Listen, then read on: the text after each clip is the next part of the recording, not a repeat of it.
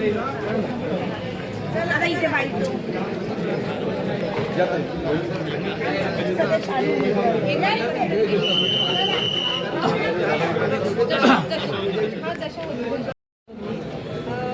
माझे मिस्टर भरपूर 12-13 वर्ष झाले आपल्या पक्षासाठी म्हणजे कार्यरत आहेत.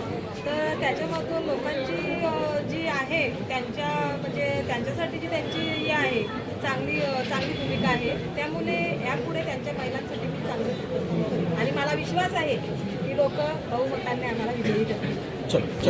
हे दोन अजेंडे घेऊन आम्ही चाललोय आणि त्या प्रकारे आमचे आमदार जरी आज नसले तर त्यांचा दबदबा जिल्हाभर आहे, राज्यभर आहे आणि त्यांच्या आशीर्वादाने आम्ही सर्व कामे करतो.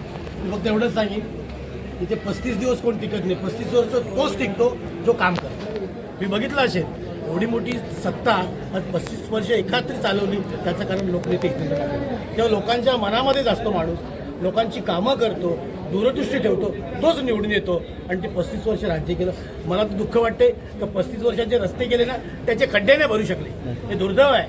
असो, शेवटी आमचं काम करणं हा अजेंडा असतो आणि कामाच्या जीवावरच ही जनता जनार्दन आमच्या पाठीशी आहे. निश्चित स्वरूपात आज घराघरात नळ आलेला आहे, कामण भागामध्ये पाणी नाही, एका वर्षामध्ये पाणी दिल्याशिवाय आम्ही राहणार नाही आणि त्या गावात तोंड सुद्धा दाखवणार नाही. आज तुमच्या जाहीर मी या म्हणजे तुमच्या माध्यमातून मी सांगतो तर अशा प्रकारची कामं आहेत. हॉस्पिटलसाठी बघितलं असेल आपण, स्पोर्ट्स कॉम्प्लेक्स बनवलेलं आहे, घरोघरी नळ पाणी पुरवठा केला आहे, स्मशान सुधारणा केलं आहे.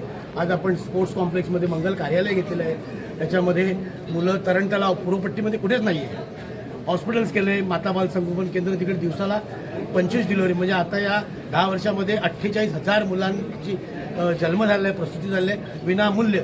अशा प्रकारची सेवा देण्याचं काम विविध माध्यमातून विविध ठिकाणी लोकनेते हितेंद्र ठाकूर यांच्या माध्यमातून होत आहे आणि होतच राहील.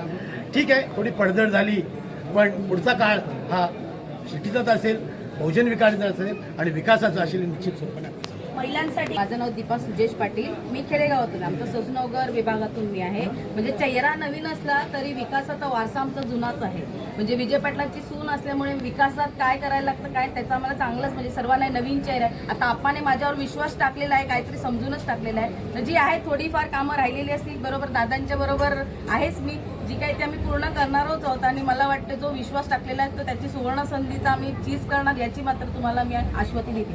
महिलांसाठी तर भरपूर काय आहेत आमच्याकडे योजना, पण बघू आता महिलांच्या हातात आहे आता काय करायचं काय नाही. 6 महिन्यामध्ये बघितलं असेल महिलाच आहे आता आपल्यामध्ये. आता 6 महिन्यामध्ये महिलांसाठी काय केलं ते महिलांना आता जास्त माहिती आहे. त्याकरिता आता आपल्याला जास्त मेहनत करायची गरज नाही, फक्त विचार करायची गरज आहे का कोणाला आता आपल्याला निवडून आणून द्यायचं, एवढंच सांगेल. आणि